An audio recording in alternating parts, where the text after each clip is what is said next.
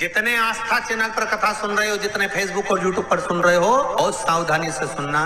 तो जिनकी यहाँ संपदा की कमी होती है, वैभव की कमी होती है, लक्ष्मी की कमी होती है, प्रतिष्ठा की कमी होती है, धन की कमी होती है, उसके लिए जो व्यक्ति बहुत ज्यादा गरीब हो, बहुत कंगाल हो, लक्ष्मी नहीं आ रही हो, बहुत तकलीफ में हो, कर्जा बहुत ज्यादा हो, उसको कुछ नहीं करना। सोमवार की सोमवार शाम के समय बेलपत्री के पेड़ के नीचे थोड़ी सी शक्कर या गुड़ डालकर एक दिया रखकर घी की बत्ती लगाकर जलाकर आ जाओ, अपने आप कर्जा चूकना चालू हो जाता है। कर्जा नहीं रहता। क्यों? माता लक्ष्मी, माँ भगवान शिव ने कहा था, लक्ष्मी तेरा विवाह मैं भगवान नारायण के साथ कर रहा हूँ, तो नारायण के चरणों में तो रहेगी। पर एक बात याद रख, माता पार्वती के नयन अश्रु से प्रकट हुए बेलपत्र के नीचे शाम के समय पर तेरा निवास होगा। तो प्रतिदिन शाम के समय पर बेलपत्र के पेड़ के नीचे बैठकर नारायण की आराधना करेगी। जो तेरे नाम का दिया बेलपत्र के पेड़ के नीचे लगाएगा, उसका घर संपदा से भर जाएगा। अगर कोई काम अटक रहा है, नहीं हो रहा, बहुत प्रयास करा, तो भगवान शंकर के मंदिर में 5 बेलपत्र चढ़ाइए। और शंकर भगवान की जो छोटी लड़की है अशोक सुंदरी, आपको बताया था ना, अशोक सुंदरी के स्थान भगवान शंकर की 6 लड़कियां हैं, उसमें से सबसे छोटी लड़की अशोक सुंदरी की जगह पर एक बेलपत्र चढ़ाइए। फिर एक बेलपत्र नंदीकेश्वर पर चढ़ाइए, और नंदीकेश्वर पर चढ़ाने के बाद भगवान शंकर के मंदिर के बाहर चौखट पर दिया लगा दीजिए साइड में, और फिर अपने घर पर आ जाइए, आपका कार्य सफल होना प्रारंभ हो जाएगा। नंदीकेश्वर पहले भी कथा में कहा, फिर कहते हैं, जिस व्यक्ति के जीवन में धन, संपदा, वैभव, सत्ता, लक्ष्मी की थोड़ी भी कमी दिखती हो, उसको बेलपत्री के वृक्ष का पूजन चालू कर देना चाहिए।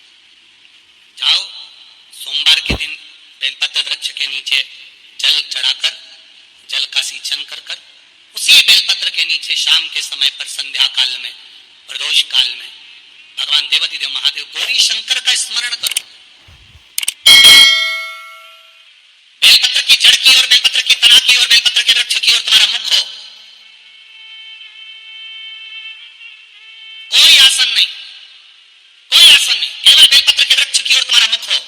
जहां बेलपत्री का वृक्ष है उसके नीचे बैठकर उसकी छाया में, उसकी ओट में पंचाक्षर मंत्र नमः शिवाय, या फिर षडाक्षर मंत्र ओम नमः शिवाय, या फिर श्री शिवाय नमस्तुभ्यम का स्मरण कर कर अपने हृदय की बात गौरी शंकर से, महादेव से कहे।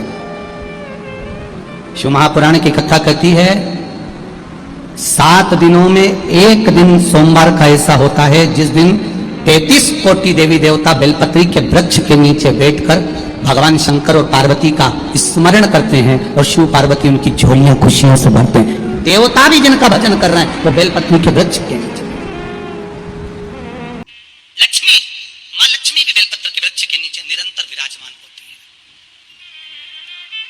और आप लोगों से एक निवेदन और करना चाहेंगे, ये मनुष्य का शरीर जब तक रहे, ये मानव की देह जब तक रहे, जिंदगी में एक बेलपत्री का वृक्ष अपने रहते रहते कहीं पर भी लगाना, उसको बड़ा करना, उसको बड़ा कर कर, जैसे अपने बच्चे को बड़ा करते हो ऐसे लगाकर बड़ा कर कर महादेव से कहना कि मैं अपनी जिंदगी में मैं मर भी जाऊं, मेरे प्राण छूट भी जाएं, मेरे जाने के बाद मेरे घर के लोग एक लोटा जल चढ़ाएं ना चढ़ाएं, बेलपत्री चढ़ाएं ना चढ़ाएं, पर ये वृक्ष मैंने बेलपत्री का लगा दिया, अगर मैं मर भी गई तो मेरे मरने के बाद भी मेरे हाथ की बेलपत्र महादेव को चढ़ती रहेगी, महादेव को प्राप्त होती रहेगी। लगाओ एक बेलपत्री के पौधे को, छोटे से बड़ा करो, बड़े से बड़ा करो, बड़े से बड़ा करो, और बड़ा करने के बाद उसको कहीं तुम्हारी मर्जी पड़े जहां उस बेलपत्री के वृक्ष को लगाओ।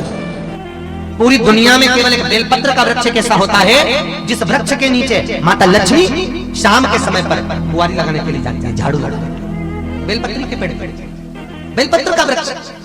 जिसके यहाँ लक्ष्मी नहीं दिखती हो, पैसा घर में नहीं आता हो, बहुत चिंता लगी रहती हो, लक्ष्मी से जुड़ी हुई, व्यापार से जुड़ी हुई, पैसा आ ही नहीं दिया, बहुत मेहनत कर रहे हो, सोमवार की सोमवार 5 सोमवार बेलपत्री के पेड़ के नीचे एक घी का दिया लगाना चालू कर दीजिए। शाम के समय थोड़ी सी मिट्टी बेलपत्री के पेड़ के नीचे उठा कर लिया, घर के अंदर लाकर इतनी सी मिट्टी लाकर पटक दीजिए। 5 सोमवार करके देखो, 6ठे सोमवार में करने की जरूरत नहीं पड़ेगी, व्यापार अपने आप बढ़ना चालू हो जाएगा। लक्ष्मी शाम के समय पर प्रतिदिन बेलपत्र के पेड़ के नीचे बुआरी लगाना, महाराज लक्ष्मी और दरिद्रता प्रतिदिन रोज घूमने निकलते हैं, प्रतिदिन। दुनिया के लोग लक्ष्मी को घर में बुलाने के लिए मिठाई का डब्बा, शक्कर, गुड़ घर के अंदर, रसोई घर के अंदर रखते हैं। और दरिद्रता देवी कहीं हमारे घर में प्रवेश ना करे, दरिद्रता हमारे घर के अंदर ना आए, इसलिए लोग दुकान के दरवाजे पर, घर के दरवाजे पर नींबू मिर्ची टांग कर रखते हैं। क्या रखते हैं? नींबू मिर्ची। आप लोगों ने देखा होगा कहीं नींबू मिर्ची टंगा हुआ, तो कई लोग कहते हैं नींबू मिर्ची क्यों टांगते हैं? तो क्या नजर के लिए नहीं? लक्ष्मी की बड़ी बहन दरिद्रता रोज प्रतिदिन घूमने निकलती है, लक्ष्मी भी घूमने निकलती है। तो दरिद्रता हमारे घर में प्रवेश ना करे, इसलिए दरवाजे से ही नींबू मिर्ची खाकर दरिद्रता बाहर की बाहर चले जाए, इसलिए नींबू मिर्ची दरवाजे पर और मिठाई घर के अंदर, लक्ष्मी अंदर मिठाई। और बहुत सुंदर बात कही, जिसके घर में बहुत क्लेश मचा होता है, चाहे सास बहू का हो, भाई भाई का हो, रिश्तेदारों का हो, आपस में एक दूसरे का कहीं मान नहीं, सम्मान नहीं, जरा बात में अगर क्लेश हो रहा है, कुछ ना करिए, एक बेलपत्र लीजिए और बेलपत्र को लेकर उसमें चंदन लगाकर और अपना नाम और गोत्र बोलकर, अपने परिवार का गोत्र बोलकर, जहां से पानी नीचे गिरता है उस जलाधारी में इस बेलपत्र की डंडी को डाल दीजिए। केवल 12 तिथि को, कोई सी भी 12 हो, अपने आप घर में शांति हो जाती है, कुछ कहने की जरूरत नहीं पड़ेगी। बहू से न सास से, बहुत प्रेम। केवल 3 द्वादशी आपको करना है, केवल 3 द्वादशी अपने आप अंदर है। श्री शिवाय नमस्तुभ्यम। हर हर महादेव। दर्शकों, एकादशी का दिन का बहुत ही महत्व माना जाता है। यह व्रत भगवान विष्णु की पूजा के रूप में किया जाता है।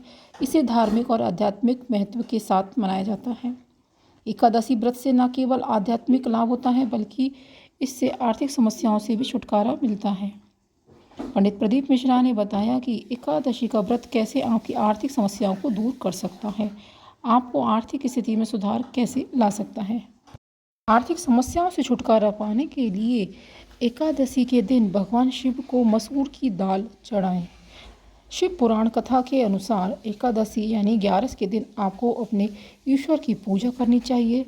ध्यान और मंत्र जप करने से मानसिक शांति मिलती है, साथ ही कर्ज से मुक्ति मिलती है। अपने कर्ज को पूरी तरह से चुकाने के लिए मंगलवार के दिन भगवान शिव को मसूर की दाल का भोग जरूर लगाना चाहिए। जब आप मसूर की दाल चढ़ाएं तो ओम ऋण मुक्तेश्वर महादेवाय नमः मंत्र का जाप अवश्य करें। एकादशी का व्रत आपको आर्थिक स्थिति को उन्नत करता है, आपकी आर्थिक स्थिति उन्नत करने की दिशा में मार्गदर्शन करता है। प्रदीप मिश्रा जी ने बताया, यह व्रत आपको वित्तीय संयम और सावधानी के महत्व को बताता है। व्रत के दौरान पैसे कैसे बचाएं और उन्हें कैसे निवेश करें, आपकी आर्थिक स्थिति में सुधार हो सके। एकादशी व्रत में आपको संतुलित जीवन शैली का पालन करना चाहिए। एकादशी के दिन दान करने का भी बड़ा महत्व होता है। यह व्रत आपको दान करने की महत्वपूर्ण बात सिखाता है। आप आर्थिक समस्याओं के समाधान के लिए धन दान कर सकते हैं, इससे आपकी आर्थिक स्थिति में सुधार होता है। अन्यायिक तरीके से आर्थिक समस्याओं से निपटने के लिए आप गरीबों को आहार और आवश्यक सामग्री देने में उनकी सहायता कर सकते हैं। आपके पुण्य को बढ़ावा मिलेगा और किसी और को आपके साथ से आर्थिक समस्याओं का समाधान ढूंढने में भी मदद मिलेगी। एकादशी व्रत को आप धार्मिक और मानसिक शक्ति मिलती है, आपको आर्थिक समस्याओं के समाधान के लिए प्रेरित करता है। यह व्रत आपके मन को शांति और सकारात्मकता की ओर बढ़ाता है। आर्थिक समस्याओं का सामना करने के लिए मजबूत स्थिति पैदा होती है। एकादशी व्रत में भगवान विष्णु की पूजा करें। आर्थिक शुभकामनाएं भगवान विष्णु से मांगी जाती हैं। आपकी आर्थिक समस्याओं के समाधान के लिए भगवान शिव की कृपा प्राप्ति के लिए आप प्रार्थना कर सकते हैं। इससे आपकी आर्थिक स्थिति उन्नत होगी। आर्थिक समस्याओं का समाधान करने के लिए एकादशी के दिन पीपल के वृक्ष पर जल चढ़ाने और शाम के समय इसके पास दीपक जलाने से भगवान विष्णु आपकी सारी मनोकामनाएं पूरी करते हैं। तुलसी के नीचे शुद्ध घी का देसी घी का दीपक अवश्य जलाना चाहिए और साथ में ओम नमो भगवते वासुदेवाय मंत्र का जाप भी अवश्य करना चाहिए। अगर आप संतान की कामना रखते हैं, संतान प्राप्ति की इच्छा रखते हैं, तो एकादशी के दिन भगवान विष्णु को ताज़ा पीले फूलों की माला बनाकर अवश्य अर्पित करें। भगवान को चंदन का तिलक लगाएं और आप अपने जीवन में सफलता और रिश्तों के बीच सामंजस्य बनाए रखना चाहते हैं तो एकादशी के दिन आपको 5 मुखी रुद्राक्ष की पूजा कर उसे गले में धारण अवश्य करना चाहिए। एकादशी के दिन आप शिव मंदिर जाएं, गणेश जी की पूजा करें, शिवलिंग पर जल दूध चढ़ाएं, हार फूल अर्पित करें, बेलपत्र अर्पित करें और पूजा में दीपक जलाकर ओम नमः शिवाय मंत्र का जाप अवश्य करें। मंत्र का जाप कम से कम 108 बार करें। इसके लिए रुद्राक्ष की माला का प्रयोग करें। षटतिला एकादशी पर तिल का दान जरूर करें और तिल से बने व्यंजनों का सेवन अवश्य करें। किसी मंदिर में जाएं, झंडे का दान करें, शिवलिंग पर जल अर्पित करें और काले तिल चढ़ाएं। एकादशी पर सूर्यास्त के बाद हनुमान जी के सामने दीपक जलाएं और सीताराम सीताराम का जाप 108 बार करें। सुबह तुलसी को जल चढ़ाएं, शाम को तुलसी के पास दीपक जलाएं।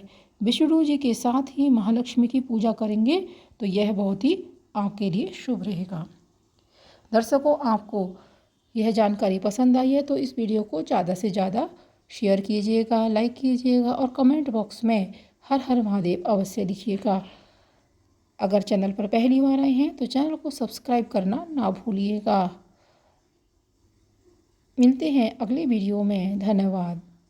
ओम नमः शिवाय, ओम नमः शिवाय, हर हर महादेव, हर हर महादेव। ओम नमः शिवाय, ओम नमः शिवाय।